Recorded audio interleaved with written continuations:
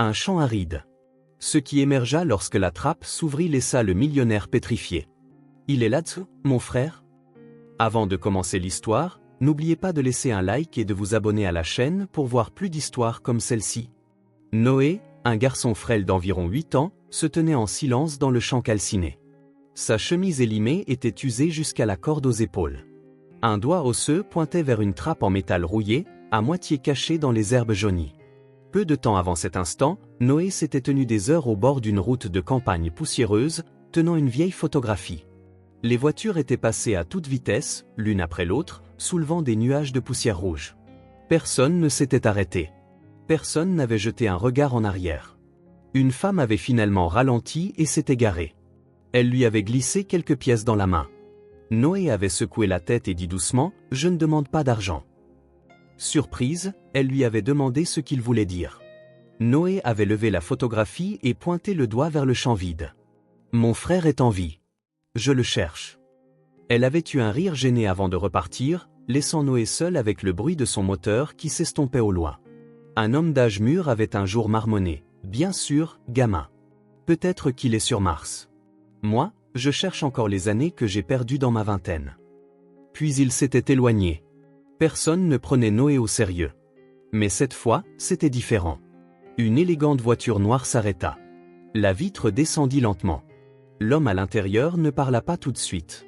Il se contenta de regarder le garçon. Il s'appelait Nathaniel Grayson, un entrepreneur autrefois célèbre dans les technologies de l'éducation, un millionnaire autodidacte. Mais après la mort soudaine de sa fille, il avait tout abandonné. Depuis, il traversait les États, fuyant les visages familiers et les anciennes obligations. Un vide s'était creusé dans sa vie, un vide pour lequel il n'avait jamais trouvé les mots.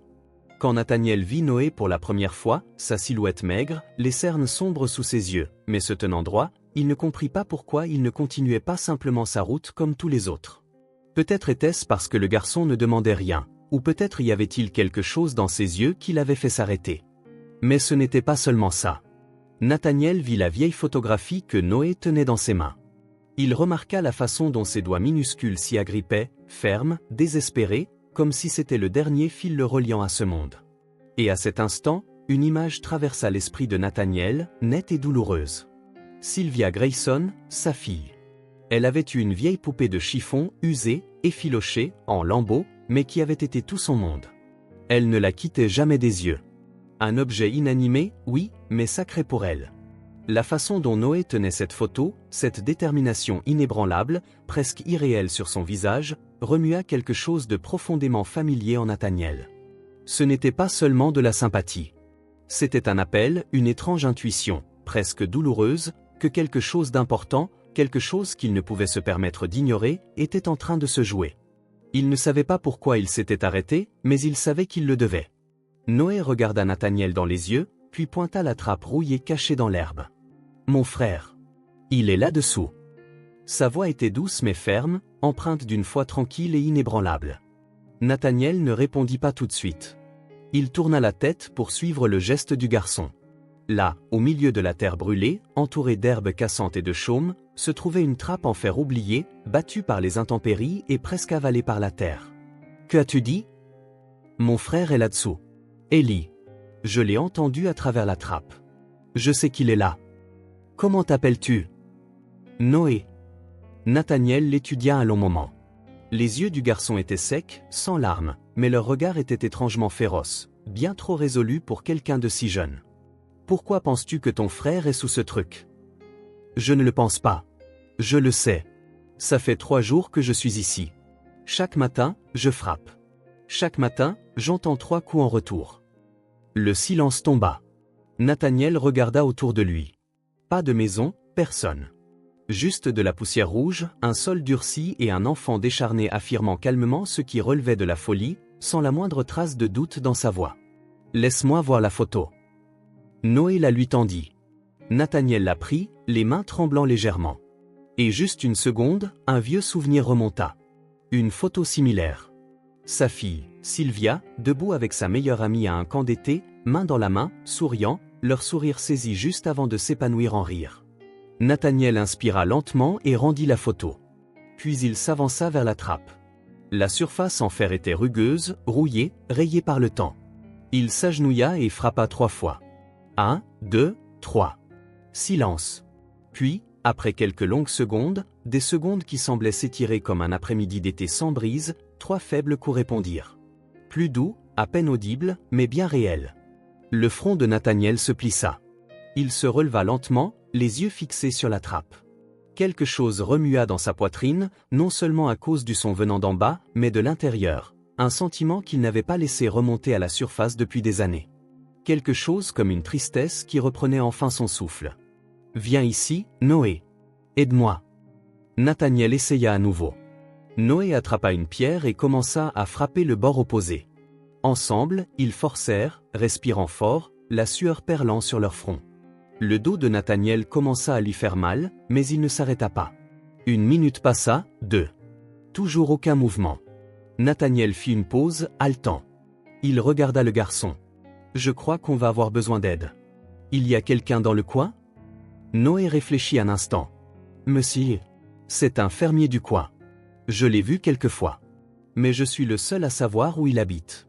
Sa maison a un toit rouge, tout au bout du champ. » Nathaniel expira. « Montre-moi le chemin. » Noé hocha la tête et commença à marcher. Nathaniel le suivit, une lourdeur dans ses pas, et en écho dans son esprit, ces 3 coups légers, aussi doux que le vent mais assez puissants pour réveiller quelque chose qui était enfoui depuis longtemps dans son âme. La maison d'Isaac était nichée sur une parcelle de terre ouverte, entourée d'une clôture en bois penché et des souches tordues de vieux arbres. Une fumée s'élevait doucement de la cheminée, fine et bleutée. L'odeur de bois brûlé flottait dans l'air, terreuse et chaude. Noé s'avança et frappa à la porte. Après un moment, elle s'ouvrit en grinçant, révélant un homme de grande taille avec une barbe clairsemée, des yeux enfoncés et une expression méfiante. « Je m'appelle Noé », dit rapidement le garçon. « Voici Monsieur Grayson. Nous avons besoin d'aide. » L'homme ne répondit pas tout de suite. Ses yeux scrutèrent Nathaniel, puis se posèrent sur ses chaussures tachées de boue. Encore une de ces histoires à dormir debout du village. Nathaniel s'avança, tendant la main. « Je suis Nathaniel Grayson.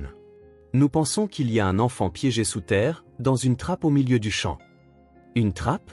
Un enfant ?» L'homme, de toute évidence Isaac, laissa échapper un rire bref et sec. « J'habite ici depuis 20 ans. Il n'y a pas de trappe là-bas. Vous vous moquez de moi ?» Noé fouilla dans sa poche et sortit la photo, la tenant contre sa poitrine. « Mon frère est là-dessous. Élie. Je l'entends depuis des jours. » Isaac fixa le garçon, ses yeux s'attardant sur la photo, puis se tournant vers Nathaniel. « Et vous y croyez ?» Nathaniel hésita. « Je ne peux pas l'expliquer, mais j'ai entendu 3 coups venant d'en bas, aussi clairs que le jour. Ils ont répondu exactement de la même manière. Ça pourrait être une canalisation ou un animal. Les gamins du coin font tout le temps des blagues comme ça, rétorqua Isaac. Et les adultes ne devraient pas encourager ce genre de bêtises. Je comprends, répondit Nathaniel, sa voix s'adoucissant. Mais s'il y a ne serait-ce qu'une chance sur 100 que quelqu'un soit vraiment là-dessous, nous pourrions sauver une vie. Ça ne prendra pas longtemps. Isaac le fixa longuement. Puis, sans un mot, il se retourna et rentra à l'intérieur. 1 minute plus tard, il revint avec une pelle sur l'épaule. Allons-y. Mais je vous préviens, si c'est un canular, j'appelle la police. Personne ne dit un mot sur le chemin. Nathaniel gardait un visage composé, mais sa mâchoire était serrée, sa prise ferme sur le pied de biche qu'Isaac lui avait tendu. Isaac suivait derrière, le dos voûté, plus par le doute que par l'âge. Et Noé menait la marche, silencieux, ses yeux brillant d'une lueur étrange, non pas d'un espoir aveugle, mais d'une conviction tenace, aiguisée par des années de recherche solitaire. Quand ils atteignirent l'endroit, Nathaniel plaça le pied de biche au bord de la trappe en fer.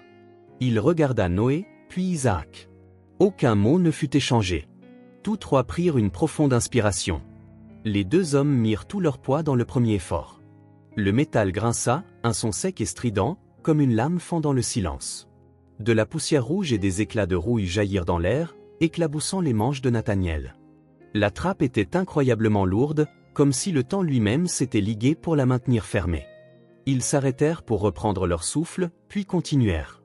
Les poignets de Nathaniel commencèrent à trembler, mais il ne s'arrêta pas. Finalement, avec un lourd gémissement, le couvercle s'entr'ouvrit dans un coin. Une bourrasque d'air froid s'en échappa, épaisse, humide, nauséabonde, avec une odeur de décomposition. Nathaniel se figea, son visage devint pâle, ses yeux fixés sur l'obscurité en contrebas, comme s'il avait peur de ce qu'il pourrait en sortir. Mais Noé n'hésita pas. Il s'accroupit, lampe de poche à la main, les doigts tremblants. Le faisceau coupa l'obscurité. Un souffle faible, une douce expiration s'éleva dans l'air moisi, assez fragile pour être confondu avec rien. Puis, du bord de l'ombre, une main sèche et couverte de poussière se leva, écorchée et tremblante, s'agrippant au rebord de la trappe. Le mouvement était faible, à peine plus qu'un murmure. Isaac se tenait là, pétrifié, son visage affaissé, les yeux écarquillés. « Mon Dieu !» murmura-t-il, à peine audible. Au fond de la trappe gisait un enfant, ou ce qu'il en restait, si maigre que la peau collait aux os.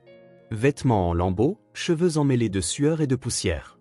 La peau était pâle, cendrée, saupoudrée d'une couche de gris comme de la suie froide. Ce n'était plus le corps d'un enfant, mais quelque chose d'usé et d'oublié. Ses yeux, perdus, sauvages, balayèrent l'espace, puis se fixèrent sur le faisceau de lumière. Quand Élie vit Noé, une petite lueur s'alluma dans son regard, si infime qu'elle aurait pu passer inaperçue, à moins d'avoir attendu 2 ans pour la voir. Noé ne cria pas. Il ne pleura pas. Mais quand la main d'Élie toucha la sienne, les larmes vinrent, chaudes, silencieuses, irrépressibles. Il se mordit la lèvre, essayant de ne pas sangloter. « Je suis là », murmura Noé, non pas une affirmation, mais une chanson, une mélodie douce juste pour Élie, pour lui-même, et pour le voyage auquel personne n'avait cru. Sa voix était plus douce que le vent. Élie se hissa, un mouvement maladroit, comme quelqu'un qui aurait oublié comment utiliser ses membres. Il agrippa la main de son frère et laissa échapper un sanglot brisé, le premier son en 2 ans. Pas un cri de douleur, mais de libération.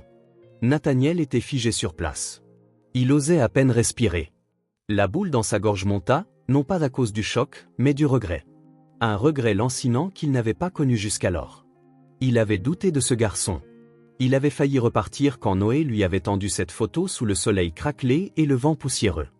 Et maintenant, cette même main tenait un véritable enfant vivant, une vérité qui ne pouvait plus être niée.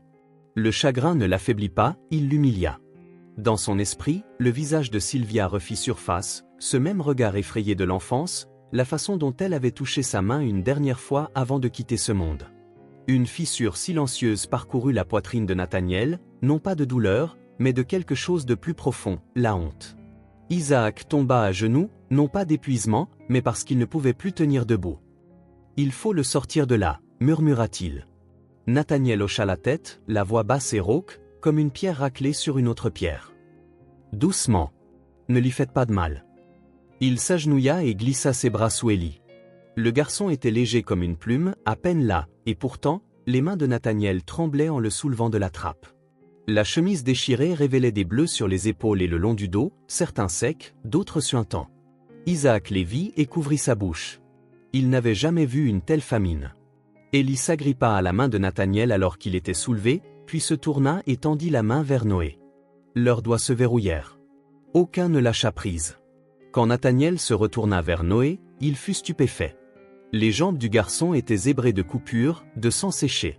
Sa chemise était déchirée, son dos couvert d'ampoules dues au soleil. « Jusqu'où as-tu marché » demanda doucement Nathaniel. « Depuis la vieille ville » répondit Noé d'une voix rauque. « Un peu plus loin chaque jour. » Isaac haleta. « Il faut l'emmener à l'hôpital, tout de suite. »« Montez dans la voiture » dit Nathaniel, sans place pour la discussion dans sa voix. « Isaac, aidez-moi avec lui. » La voiture rugit sur la route. Sur la banquette arrière, Élie reposait sur les genoux de Noé, ses doigts agrippant toujours la photo, 2 enfants se tenant l'un l'autre, froissés mais entières. Ses yeux étaient presque fermés, mais au coin de sa bouche, un minuscule sourire. Le ciel vira au violet alors que le soleil disparaissait derrière les champs. Et pour la première fois en 2 ans, la lumière tomba sur ce garçon. Pas n'importe quelle lumière, mais une lumière qui touchait des recoins du monde que tous croyaient pourris depuis longtemps.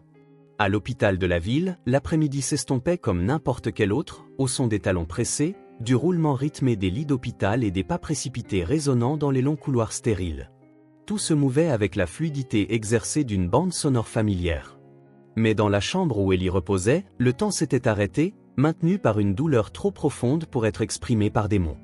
Élie était recroquevillé sur le côté, le dos tourné à la pièce, les yeux fermés.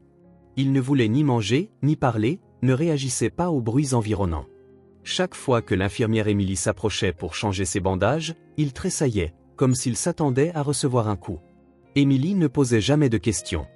Elle nettoyait et pansait simplement les plaies, posant une main douce sur son front comme une promesse de réconfort silencieuse. Son corps portait des couches d'ecchymoses et de coupures, certaines profondes, soigneusement bandées, d'autres laissées au temps et à la guérison. Noé était assis à côté du lit, le regard fixé sur son frère. Il portait toujours les mêmes vêtements tachés de sang et de terre du champ.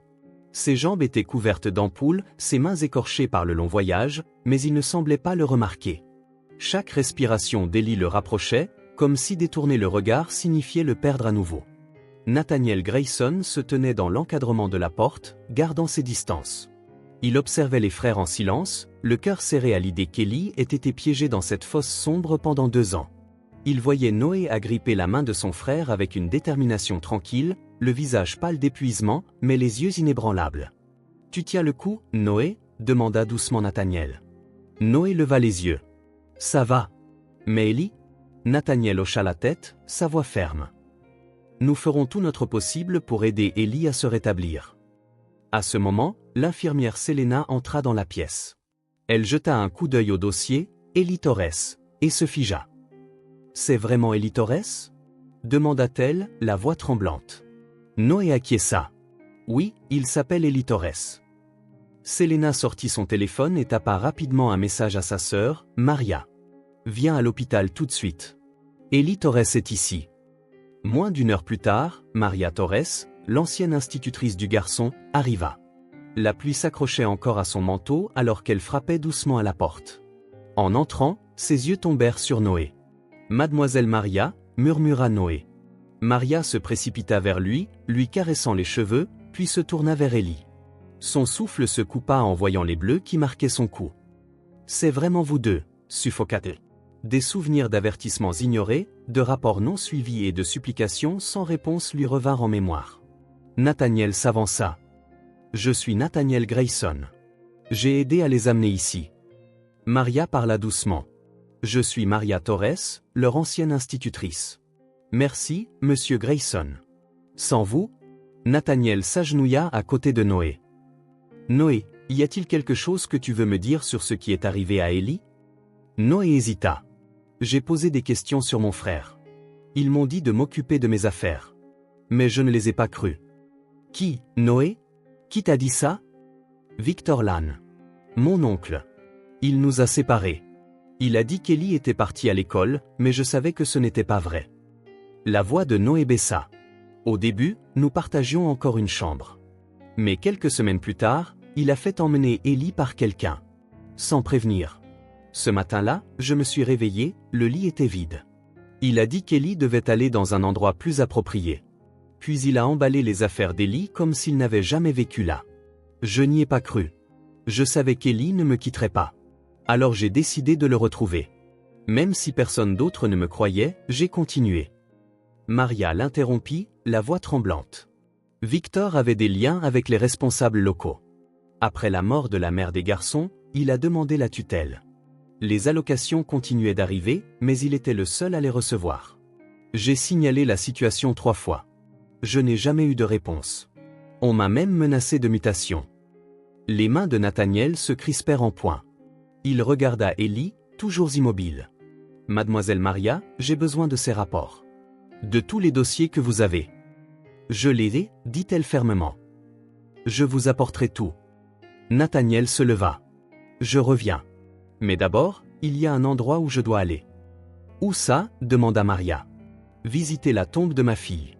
Elle m'a un jour demandé, si je disparaissais, viendrais-tu me chercher ?» Il fit une pause, puis ajouta, « Après ça, j'irai à la police. » Noé le regarda partir. Pour la première fois en 2 ans, quelqu'un le croyait. Dehors, la pluie tombait toujours, mais à l'intérieur de cette chambre d'hôpital, une petite lumière s'était allumée. La lumière de l'espoir et d'un nouveau départ. « J'ai entendu dire que le garçon est toujours en vie. Enfermé ici même, dans cette ville, » murmura une femme par-dessus le comptoir de la boulangerie. « Pas possible ? Victor Lann ? Cet homme fait encore des dons à l'église, » répondit une autre, les yeux emplis à la fois de doute et de peur. Le lendemain d'une nuit de forte pluie, la petite ville était encore sous une couverture de brume grise, froide et suffocante. Des flaques d'eau persistaient dans les rues étroites, laissées par la tempête. Une lourde mélancolie pesait sur tout, comme si le ciel lui-même portait le poids d'un secret fraîchement découvert. La nouvelle s'était répandue rapidement. Ellie, le garçon disparu depuis 2 ans, avait été retrouvé vivant dans une cave. Les gens parlaient à voix basse, mais l'agitation était palpable dans chaque regard, chaque coup d'œil jeté par-dessus l'épaule. Dans cette ville, le nom de Victor Lann n'avait jamais été remis en question. Jusqu'à présent. Mais Nathaniel Grayson était différent. Après une nuit blanche à l'hôpital avec Ellie et Noé, il avait pris une décision, plus de faux fuyants, plus de silence.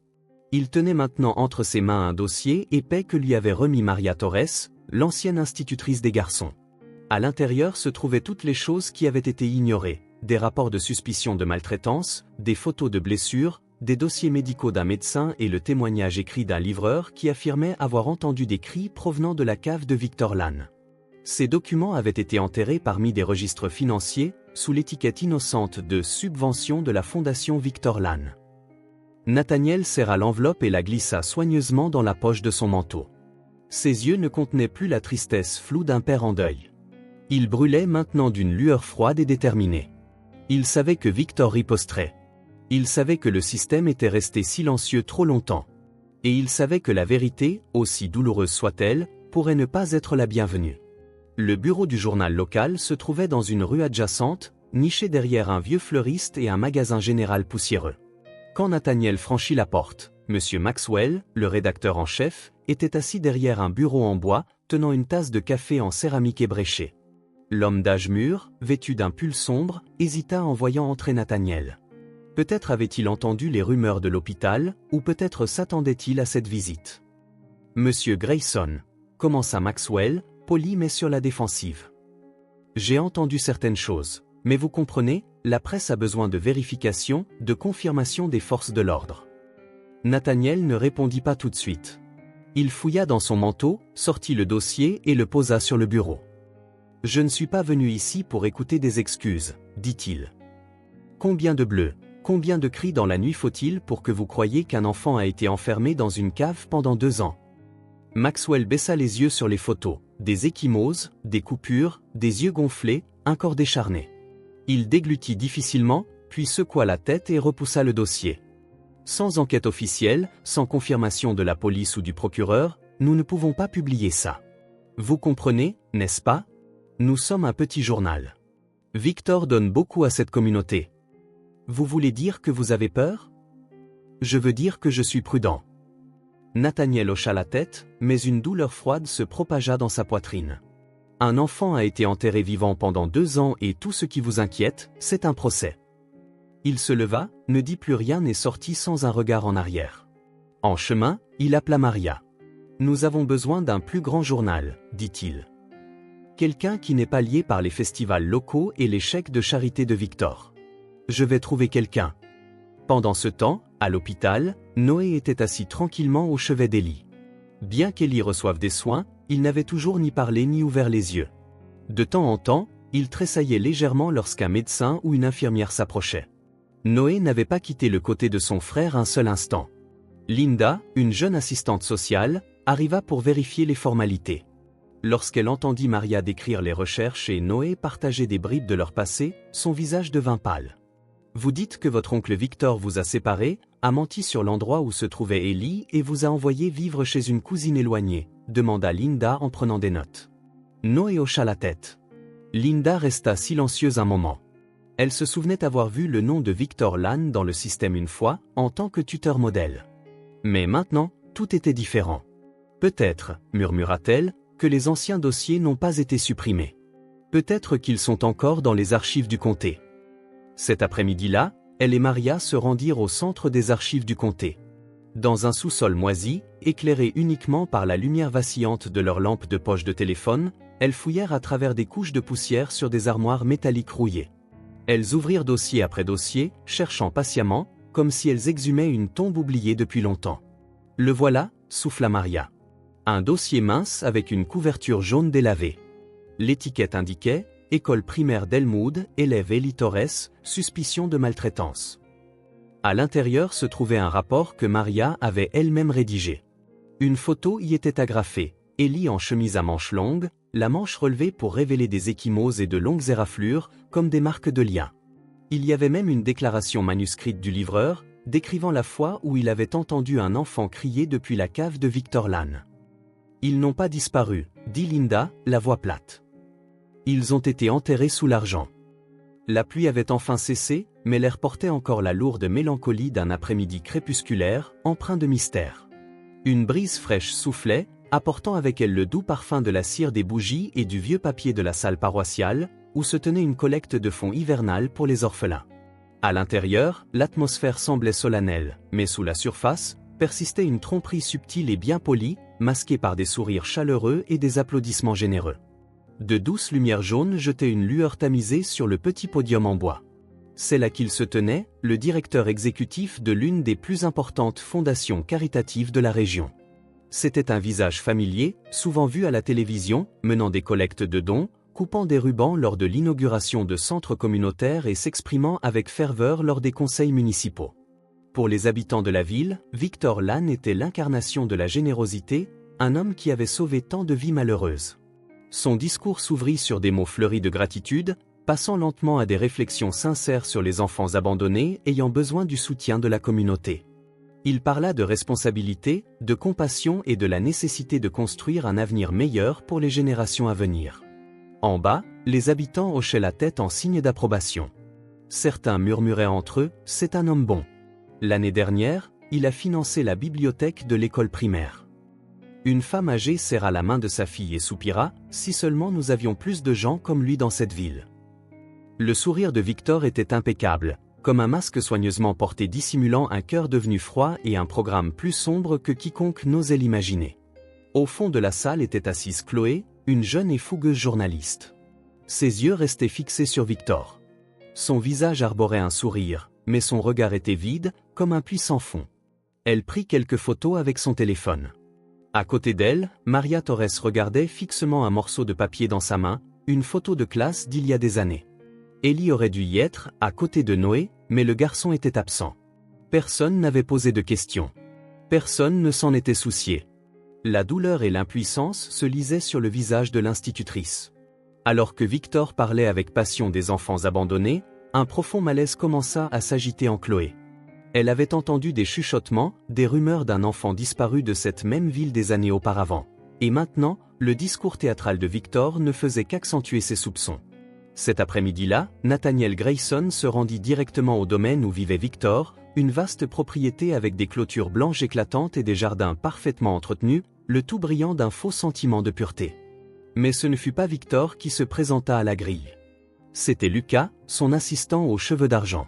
Son expression était glaciale, sa voix sèche et rigide comme l'acier. Lucas était le bon oncle des deux garçons. « Que voulez-vous » demanda Lucas, les yeux fixes, son ton inquisiteur. Nathaniel répondit fermement, sans la moindre trace de peur, « Je veux parler d'Ellie. Et de la cave. » Il n'y alla pas par 4 chemins. Le temps était précieux quand la justice était enterrée vivante. Lucas ne bougea pas. Il se tint ferme, bloquant l'entrée, sa voix s'abaissant jusqu'à un quasi-murmure. « Il n'y a pas d'Ellie. Cette histoire s'arrête ici. » La menace dans ses paroles était subtile mais sans équivoque. Victor avait été clair, si Lucas ne gardait pas le silence, il perdrait son emploi. « Et si je ne m'arrête pas ?» La voix de Nathaniel s'aiguisa, ses yeux comme des lames. Lucas le fixa longuement, une lueur de menace s'allumant dans ses yeux.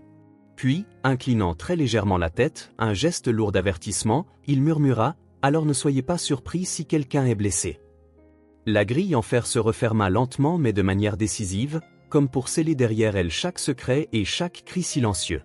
Au même moment, Chloé retourna à son bureau au journal local.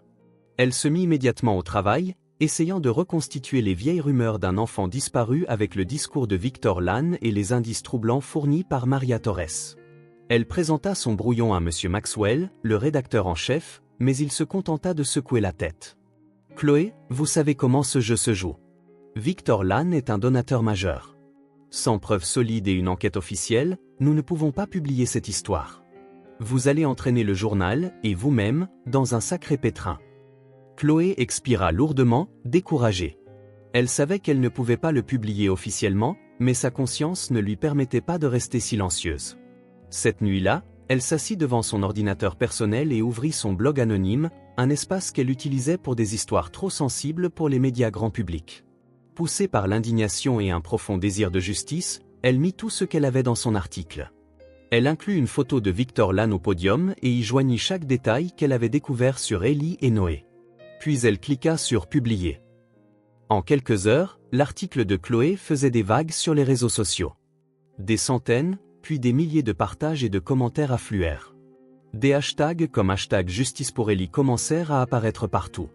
Les rumeurs n'étaient plus de discrets murmures, elles étaient devenues une vague déferlante de fureur publique. Ailleurs, dans un modeste appartement en ville, Linda, une assistante sociale du département de la protection de l'enfance, sentit que quelque chose n'allait pas.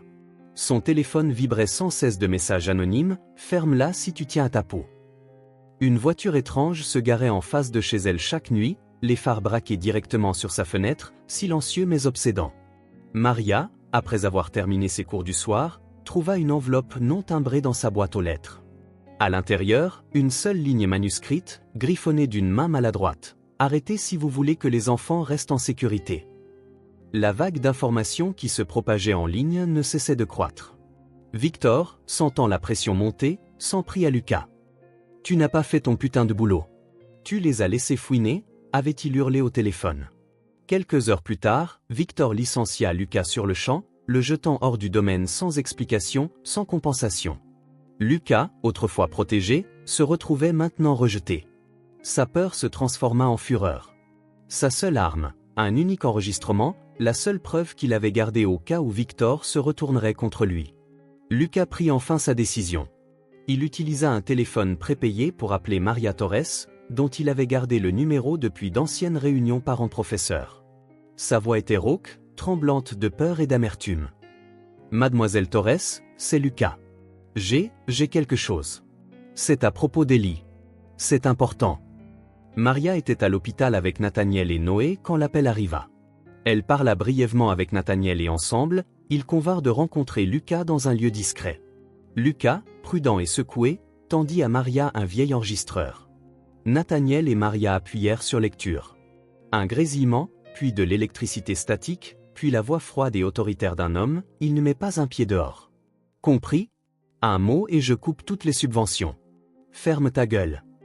Au même moment, d'anciens élèves de l'école d'Elmwood commencèrent à parler. Un clip vidéo se propagea comme une traînée de poudre, montrant des camarades de classe racontant la disparition soudaine d'Ellie. Dans une autre partie de la ville, M. Lester, un employé de la poste à la retraite, ouvrit un tiroir dans une vieille armoire. Il en sortit une petite enveloppe jaunie par le temps, sans adresse de retour. À l'intérieur, griffonné au crayon, quelques lignes tremblantes. « Je suis Ellie. Aidez-moi s'il vous plaît. Je suis piégé. » M. Lester la fixa, troublé. « J'ai trouvé ça dans une pile de lettres en vrac déposée dans la boîte aux lettres publiques au bout de la rue. Peut-être que le garçon l'a glissé à un livreur ou l'a fait poster par quelqu'un. À l'époque, j'ai pensé que c'était juste une blague d'enfant. Mais quelque chose m'a poussé à la garder, comme si je ne pouvais pas tout à fait m'en défaire. » Maintenant, cette lettre oubliée était devenue une preuve cruciale, un cri désespéré venu de l'obscurité, enfin mis en lumière. Le principal Albert de l'école d'Elmwood vérifia les anciens registres et trouva le nom d'Ellie Torres barré. Pas de formulaire de transfert, pas de vérification parentale. Albert admit que Victor lui avait rendu visite en privé et avait demandé le silence en échange d'un financement généreux. La toile de mensonges de Victor Lann commençait à se défaire. Ceux qui s'étaient tus par peur, par corruption ou par simple apathie, trouvaient leur voie. Pièce par pièce, la vérité se reconstituait, formant une image complète du crime caché pendant plus de 2 ans. Et avec la pression croissante du public, des voix autrefois solitaires mais désormais unies, il était clair qu'une tempête approchait. Et ce n'était plus le secret d'un seul homme à enterrer. Une équipe d'enquêteurs indépendants avait été formée, contournant la police locale. Cette nuit-là, Victor Lann fut arrêté dans son manoir. Alors que le son des sirènes de police résonnait et que les gyrophares rouges et bleus clignotaient contre les fenêtres luxueuses, Victor dînait seul. Il ouvrit la porte avec un air perplexe, pour se figer lorsque le mandat d'arrêt lui fut présenté. « Monsieur Victor Lann, vous êtes en état d'arrestation pour des accusations liées à la maltraitance d'enfants, à la fraude financière et à l'obstruction à la justice. Victor resta immobile un instant, le visage blême, mais reprit presque instinctivement son sang-froid. Je crains qu'il n'y ait une erreur. Je vais appeler mon avocat. Vous en aurez le droit au poste. Veuillez nous suivre, monsieur. Victor se retourna pour prendre son manteau, gardant toujours l'air d'un homme riche importuné par une affaire triviale. Mais une fois la porte refermée derrière lui, ce calme commença à s'effriter. À l'arrière de la voiture de police, il resta assis en silence, les mains serrées, tremblantes. De froid ou de peur, on ne savait pas. Il savait que cette fois, les choses ne s'arrangeraient pas si facilement. La nouvelle qui avait fuité provoqua une onde de choc dans le public. La foule se divisa en deux, certains refusaient d'y croire, tandis que d'autres laissaient éclater une indignation longtemps réprimée. Au tribunal, Victor apparut dans un costume sombre, le visage impénétrable. Il entra comme un homme accusé à tort. Dehors, de grands écrans diffusaient le procès en direct. De nombreux citoyens, incapables d'obtenir une place à l'intérieur, se rassemblaient en groupe pour regarder, discutant de chaque détail à voix basse mais fervente. L'avocat de la défense de Victor commença. Personne ici n'a été directement témoin de maltraitance. La plupart de ces documents sont des copies, des témoignages de seconde main, des affirmations émotionnelles facilement exagérées. Leur argumentation était pointue, soigneusement formulée, visant à tout présenter comme un malentendu. Le procureur se leva et posa un dossier épais sur la table. Il n'attaqua pas de front, mais retira plutôt le masque, morceau par morceau. Vint d'abord l'enregistrement audio de Lucas, diffusé par le système sonore de la salle d'audience. La voix de Victor résonna, froide et menaçante, « Il n'est pas autorisé à sortir. Un mot et je coupe tes allocations. Ferme ta gueule. » Victor baissa la tête, feignant la confusion, mais son visage se contracta légèrement. Cette réaction n'échappa pas aux caméras. Vint ensuite le témoignage de Doris, la propriétaire de la ferme de maïs, qui avait d'abord nié savoir quoi que ce soit. Le procureur afficha un message texte récupéré sur le grand écran, « J'ai eu les 3000 $. Ne me pose aucune question sur le gamin. » Doris monta à la barre des témoins, tremblante, et avoua, « J'avais peur de lui. Je voulais juste qu'on me laisse tranquille. » Une série de relevés bancaires de Victor fut ensuite présentée. Chaque retrait, chaque achat somptueux, chaque vacance extravagante. Rien ne reflétait son rôle de tuteur légal de l'enfant. Pas un centime n'avait été consacré aux soins médicaux ou à l'éducation. La totalité du fonds de soutien avait été détournée. Dans la galerie, on entendit des soupirs, des poings se serrèrent. La confiance commençait à se briser. Nathaniel demanda la permission de témoigner. Sa voix n'était pas forte, mais chaque mot résonnait clairement. Vous n'avez pas seulement enfermé un enfant. Vous avez anéanti sa confiance envers les adultes. Et pour moi, c'est le plus grand crime de tous. La salle d'audience se tut. Victor serra les lèvres, ses mains s'agrippant l'une l'autre jusqu'à ce que ses jointures blanchissent. Une assistante sociale fut appelée à la barre. Une jeune femme, le visage plein de regrets, parla doucement, « J'ai reçu une plainte de l'institutrice, Maria. Mais mes supérieurs m'ont dit, examinez ça avec prudence. Monsieur Victor est un homme respecté. » Je me suis tu. Lucas fut le dernier témoin. Son visage était pâle, mais il ne détournait plus le regard. Il raconta tout. Victor avait séparé les deux garçons. Noé avait été envoyé chez sa cousine, dans une zone rurale. Pas de documents, pas de scolarisation, juste des corvées. Ellie était enfermée dans la cave. Chaque fois que le garçon pleurait ou résistait, Victor lui disait de le discipliner. Je l'ai fait, parce que j'avais peur. Des sanglots éclatèrent dans la salle d'audience. La salle était secouée. L'avocat de Victor resta silencieux. Il comprit qu'il n'y avait plus d'issue. Dehors, devant le palais de justice, les gens se tenaient immobiles. Pas d'acclamation, pas de protestation chaotique. Seulement un moment partagé de prise de conscience. Le château de mensonges de Victor s'était finalement effondré. Les gens se tournèrent pour se regarder, non pas avec méfiance, mais avec compréhension. La vérité avait été dite, et la justice, pour la première fois, avait trouvé sa voie. Nathaniel regarda par la fenêtre, les yeux fixés vers l'hôpital, là où Ellie se rétablissait. Il murmura, « Nous ne pouvons pas changer le passé, mais nous pouvons au moins réparer l'avenir. » Le garçon a souri. La voix de l'infirmière Emily était à peine un murmure, mais elle suffit à surprendre Nathaniel Grayson, qui se tenait tranquillement appuyé contre l'encadrement de la porte. Il se tourna rapidement pour regarder Ellie. Le garçon, toujours maigre, toujours fragile, avait soudain une légère courbe au coin de la bouche, une délicate lueur de sourire apparaissant sur son visage pâle. C'était le premier sourire qu'Émilie voyait depuis l'arrivée d'Ellie à l'hôpital. La pièce était calme, presque solennelle, mais à ce petit moment, on aurait dit qu'une brise chaude avait balayé la pièce, chassant les ombres persistantes. Cette fragile lueur d'espoir, cependant, ne dura pas longtemps. Tard ce matin-là, Ellie fut pris d'une violente convulsion. Son petit corps se mit à trembler de manière incontrôlable, ses yeux se révulsèrent, larges et vides, tandis que de l'écume se formait au coin de sa bouche. Les alarmes retentirent dans la chambre d'hôpital. Émilie agit rapidement, appuyant sur le bouton d'appel d'urgence. Médecins et infirmières se précipitèrent. Nathaniel attrapa fermement Noé, éloignant le garçon du lit alors que le chaos éclatait autour d'eux. « Qu'est-ce qui se passe ? Qu'est-ce qui ne va pas avec lui ?» cria Noé, la panique l'envahissant. Émilie, essayant de calmer sa voix, dit fermement « Nous essayons de le garder conscient. Il pourrait souffrir de méningite ou de graves lésions neurologiques dues à une malnutrition et un confinement prolongé sans lumière adéquate. Nous devons lui faire passer un scanner et le transférer en soins intensifs immédiatement. » Noé s'effondra sur le sol, se prenant la tête entre les mains. L'impuissance le déchira. Derrière lui, Nathaniel posa une main sur l'épaule du garçon, le ramenant à la réalité alors que le bruit froid des chariots médicaux et des ventilateurs résonnait dans le couloir. Ellie resta en soins intensifs pendant des heures. Personne n'était autorisé à entrer. Noé était assis devant la porte, le visage tiré, des cernes sombres sous les yeux. Il n'avait ni mangé ni bougé. Chaque fois que les portes métalliques s'ouvraient, il sursautait, pour n'être accueilli que par le silence ou des nouvelles vagues. Puis, juste avant l'aube, un médecin sortit enfin. « Le pire est passé », dit doucement le médecin. « Mais il est toujours inconscient. Il faudra peut-être des jours, voire des semaines, avant qu'il ne se réveille. Le miracle, c'est son cœur. Il est fort. Ce garçon veut vivre. » Noé fondit en larmes, non pas de douleur, mais d'espoir. Le fil ténu entre la vie et la mort avait tenu bon. La porte de l'hôpital s'ouvrit de nouveau. Nathaniel entra, suivi de près par l'avocat Daniels. Son visage était usé par l'épuisement, mais il y avait un feu dans ses yeux. Noé leva immédiatement les yeux, la voix rauque, les yeux remplis de questions. « Alors, que s'est-il passé, monsieur ?» demanda Noé. Nathaniel s'avança et se mit à la hauteur du garçon. Sa voix était ferme mais chaleureuse.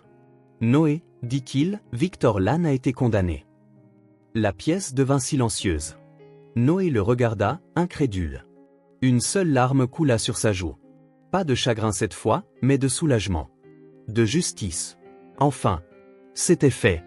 Il se tourna vers Ellie, toujours étendue, immobile, dans son lit d'hôpital, non plus seulement une victime, mais la preuve vivante de la vérité qui avait été cachée trop longtemps. « Il va payer pour ce qu'il a fait », ajouta l'avocat Daniels, la voix stable et assurée. Chaque preuve, du témoignage de Lucas au registre financier enterré, même les lettres implorant de l'aide, tout a été exposé. Noé baissa la tête, les lèvres serrées, les épaules tremblantes. Il ne dit rien, mais en lui monta une vague d'émotions, soulagement, colère et un profond chagrin pour tout ce qu'Ellie avait enduré. Nathaniel posa une main ferme sur l'épaule du garçon. « Tu n'as pas abandonné, dit-il doucement. Personne ne t'aurait blâmé si tu l'avais fait. Si tu étais fatigué, si tu avais lâché prise. Mais tu ne l'as pas fait. Tu as retrouvé ton frère et tu as mis la vérité en lumière. » Quelques jours plus tard, Maria vint emmener Noé se promener dans une petite bibliothèque de quartier, à quelques rues de l'hôpital. Ellie était toujours en soins intensifs, mais les médecins disaient qu'il montrait une légère amélioration. Noé, comme toujours, avait soigneusement apporté un livre pour enfants, le même que lui et Ellie lisaient ensemble. Il choisit une place près de la fenêtre, ouvrit le livre et commença à lire à haute voix, lentement et clairement, mot par mot. Ellie n'était pas là, mais Noé croyait que sa voix trouverait son chemin jusqu'à son frère. Quelques autres enfants, curieux, s'approchèrent et s'assirent à proximité. Une bibliothécaire posa tranquillement un verre de lait chaud à côté de Noé. Il hocha la tête pour la remercier. Et là, au rythme régulier de la voix d'un garçon qui n'avait autrefois pas de lit où dormir, une nouvelle vie commença à prendre forme. Le carillon régulier de l'horloge de l'hôpital résonnait dans le couloir silencieux. Cette fois, ce n'était pas un rappel de l'angoisse, c'était le son d'un long cauchemar qui prenait fin. Ellie s'était suffisamment remis pour sortir de l'hôpital, et Noé, le petit garçon qui avait bravé la nuit seul pour chercher son frère, pouvait maintenant sourire, faiblement mais librement, pour la première fois depuis de nombreux jours. Il ne partait pas pour retourner dans un refuge ou un centre communautaire. Nathaniel Grayson avait pris sa décision. Il les ramenait à la maison. « C'est ma maison », dit Nathaniel, alors que la grille en fer s'ouvrait en grinçant, révélant une modeste maison en bois, d'apparence simple mais remplie de chaleur. « Et je ne veux plus qu'elle reste vide. » Il guida les garçons à travers chaque pièce, une petite chambre avec des dessins d'enfants encore épinglés au mur, un vélo vert appuyé tranquillement contre le couloir, et une bibliothèque qui contenait encore les bandes dessinées que Sylvia aimait tant. Il ne cacha pas sa peine, ni n'essaya d'effacer les souvenirs. Chaque coin de la maison, chaque détail, semblait être un pas vers la guérison. Ce soir-là, sous la douce lueur d'une lumière chaude, ils dînèrent à la même table. Noé nettoya son assiette sans un mot, et Ellie, pour la première fois, mangea sans regarder constamment autour de lui. Après le dîner, Nathaniel sortit un dossier et le posa doucement devant les garçons. « Demain, nous allons chez le notaire, » dit-il, la voix calme et stable. « J'ai déposé une demande d'adoption. Mais seulement si vous êtes tous les deux d'accord. » Il n'y eut pas de grandes promesses, pas de vœux d'éternité. Juste un simple hochement de tête. Noé regarda Ellie, puis les deux garçons acquiescèrent. Dans ce moment silencieux, un foyer se forma, non pas avec des briques ou des pierres, mais avec la confiance.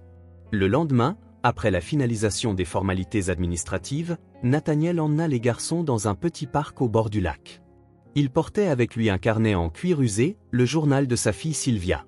Sous la douce lumière ambrée du soleil de fin d'après-midi, il s'assit sur un banc en bois et ouvrit doucement les pages usées par le temps.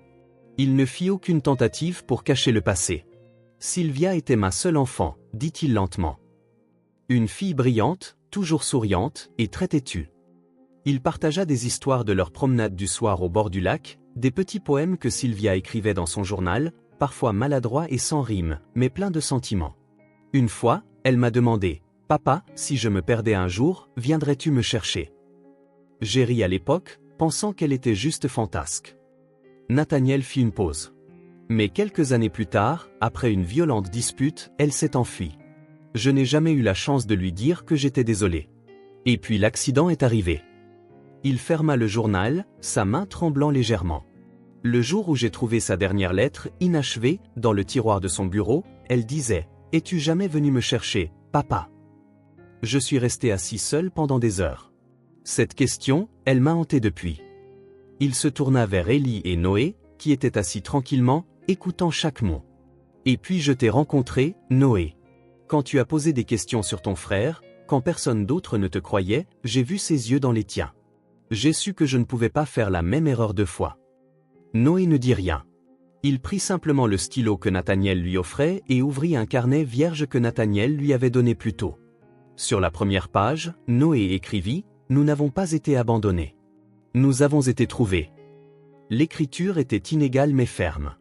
Il continua d'écrire, comme s'il s'adressait à sa mère. « Maman, si jamais tu lis ça, je veux juste que tu saches qu'Ellie est en vie. Il a été là pendant 2 ans, tout seul dans le noir. Mais maintenant, il n'y est plus. Je l'ai retrouvé. Comme tu l'as toujours dit, on ne se quitte jamais. On a tenu cette promesse. » Noé s'arrêta, prenant une profonde inspiration. Ellie dormait paisiblement à proximité, d'un sommeil différent d'avant, enfin réparateur. Il continua d'écrire. Je sais que tu n'as jamais voulu qu'on ait peur, mais parfois, j'avais peur. J'avais peur que personne ne me croie, peur de ne plus jamais le revoir. Je commençais à penser qu'Ellie n'était plus qu'un vieux souvenir. Mais si j'étais resté silencieux, il aurait vraiment disparu. Des larmes tachèrent l'encre, mais Noé les essuya et continua. Nous nous avons toujours l'un l'autre. Et maintenant, nous avons Monsieur Nathaniel. Il n'a pas fui. Il nous a aidés quand personne d'autre ne le voulait. Il est resté même quand tout était un chaos. Je pense que tu l'aurais aimé. Tu aurais vu qu'il est comme toi, silencieux mais toujours là quand ça compte le plus. Et enfin, il écrivit, nous avons une famille maintenant. Pas un remplacement, mais un endroit où tout recommençait. Maman, je crois que j'ai trouvé un foyer. Noé ferma le carnet et le posa doucement sur la table à côté du lit d'Ellie. Il s'assit sur la petite chaise, prit la main de son frère, comme il l'avait fait chaque nuit depuis leur retrouvaille. Dans son sommeil, Ellie s'agita légèrement, ses lèvres bougeant faiblement avec des mots non prononcés. Mais personne ne le savait, son frère ressentait tout. Et le lendemain matin, Quand Ellie ouvrit les yeux et vit la première page du carnet, il hocha la tête. Aucun mot n'était nécessaire. Juste un seul hochement de tête, doux mais sûr. Après 2 longues années, Ellie ne se contentait plus de survivre. Il commençait à vivre. Au centre de la place de la ville, la brume matinale s'accrochait encore aux toits de tuiles et aux branches de pin, tandis qu'une petite cérémonie se préparait. L'atmosphère n'était plus lourde comme elle l'avait été dans les jours qui suivirent la tragédie. Elle semblait maintenant plus douce, pleine d'espoir. Le bruit des marteaux résonnait dans l'air, se mêlant à l'odeur du bois fraîchement coupé et à l'arôme sucré des muffins au maïs provenant des étals de rue. Les rires des enfants résonnaient comme des chants d'oiseaux sur le pavé de pierre. Les enfants utilisaient de la craie blanche pour dessiner des formes joyeuses, des soleils, des fleurs, des bonshommes allumettes dansant. Dans un coin de la place, un panneau en bois venait d'être érigé. On pouvait y lire « Plus jamais un enfant ne devra frapper à la porte du désespoir ». Ce n'était pas seulement un slogan, c'était une promesse de la communauté, un serment né d'une douleur partagée. Les gens s'avançaient avec des objets de chez eux, de vieux ours en peluche, de minuscules chaussures, des dessins d'enfants, tous placés délicatement dans un coffre en bois étiqueté ce qui reste de la mémoire. C'était une façon d'honorer le passé, mais aussi un pas silencieux vers la guérison. Madame Doris, la femme qui tenait la ferme de maïs, celle qui avait autrefois détourné le regard de la douleur d'Ellie, arriva sans un mot. Elle plaça une enveloppe blanche unie dans la boîte. Dessus, d'une écriture tremblante, étaient inscrits les mots « Je sais que j'ai eu tort. J'espère que les enfants pourront me pardonner ». Personne ne la jugea, personne ne posa de questions. Et quand elle posa la main sur le panneau en bois, les regards autour d'elle s'adoucirent. Le pardon, semblait-il, avait déjà commencé à éclore. Elle s'éloigna plus légère, comme si elle s'était enfin débarrassée d'un fardeau qu'elle portait depuis des années. Sur une petite scène à proximité, M. Albert, le directeur d'école à la retraite, se tenait tranquillement au micro. « Nous ne méritons pas tous le pardon », dit-il simplement. Mais à partir de maintenant, chaque enfant de cette ville aura un nom, une salle de classe et une porte qui ne sera jamais verrouillée. Ces mots n'étaient pas poétiques, mais ils étaient sincères, et plus encore, ils portaient le poids d'une véritable résolution. En bas, Maria Torres tenait la main de la petite Rosa, la même petite fille qui avait aidé à identifier Ellie grâce à la tache de naissance derrière son oreille. Linda, une travailleuse sociale, collectait des bulletins de dons pour un nouveau fonds de soutien aux enfants victimes de maltraitance. Sur le côté, Chloé, la journaliste qui avait perdu son emploi pour avoir couvert l'affaire, prenait tranquillement des photos. Pas pour un journal cette fois. Elle voulait juste capturer l'instant. Un moment de renaissance. Ellie se tenait à côté de Noé, tous deux vêtus de chemises blanches impeccables. Ellie ne se détournait plus de l'appareil photo. Il ne souriait pas, mais il se tenait droit, stable, ne se recroquevillant plus devant le monde. Noé lui tenait fermement la main, une encre pour le maintenir dans ce monde réel et changeant. Nathaniel Grayson s'approcha du panneau en bois. Il ne dit rien, posa simplement sa main sur le grain rugueux du bois et inclina la tête. Aucun discours n'était nécessaire. Sa seule présence, celle de l'homme qui était allé à contre-courant, qui avait choisi d'écouter un enfant solitaire, parlait plus fort que n'importe quel mot. Les enfants continuaient à jouer. Ils dessinaient des soleils, des maisons et des fleurs. Le panneau en bois devint partie intégrante de leur jeu. Leur rire résonnait sur la place comme une mélodie chassant les ombres du passé. À la fin de la cérémonie, Nathaniel ramena les 2 garçons à sa voiture. Entre eux, sur le siège, se trouvait un journal tout neuf relié en cuir. En petites lettres dorées étaient gravés les mots « Jour 1 ». Il demanda « Avez-vous déjà écrit quelque chose ?» Noé souleva le journal. Sur la toute première page, d'une écriture soignée, on pouvait lire « Nous continuerons d'écrire ». Mais cette fois, personne n'aura à écrire dans le noir. Nathaniel sourit et tourna la clé dans le contact. La voiture traversa lentement la place, s'éloignant des années de douleur. Dans le rétroviseur, il pouvait voir les enfants courir sous le soleil doré de l'après-midi, leur rire les suivant à travers les vieux toits. 3 ombres, une grande, 2 petites, s'estompèrent dans la lumière du soleil couchant, se dirigeant vers un nouvel avenir, où la justice avait enfin trouvé sa voie et où les enfants étaient enfin entendus. Il y a des portes dans la vie que l'on ne peut pas ouvrir seul, car derrière elles se cache l'obscurité, la douleur et de longs silences. Mais si quelqu'un est prêt à s'arrêter, à s'agenouiller et à écouter le faible appel venant de l'autre côté de cette porte, alors une vie peut être sauvée, un lien brisé peut être réparé, et une société peut réapprendre à aimer. En fin d'après-midi, la lumière dorée du soleil s'attardait sur la cime des arbres dans le jardin du domaine de Nathaniel Grayson. Le doux parfum de la lavande flottait dans la brise, se mêlant au rire clair et innocent des enfants. Nathaniel était assis tranquillement sur un banc, les yeux doucement fermés, savourant un rare moment de paix.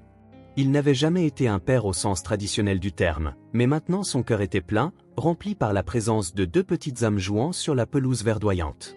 Ellie, bien que toujours marquée par des cicatrices visibles, ne tressaillait plus au toucher. Parfois, il laissait même échapper un rire naturel et spontané chaque fois que Noé racontait une histoire drôle. Le rire d'Ellie n'était pas fort, mais pour Nathaniel, c'était le plus beau son qu'il ait jamais entendu, une mélodie de renaissance.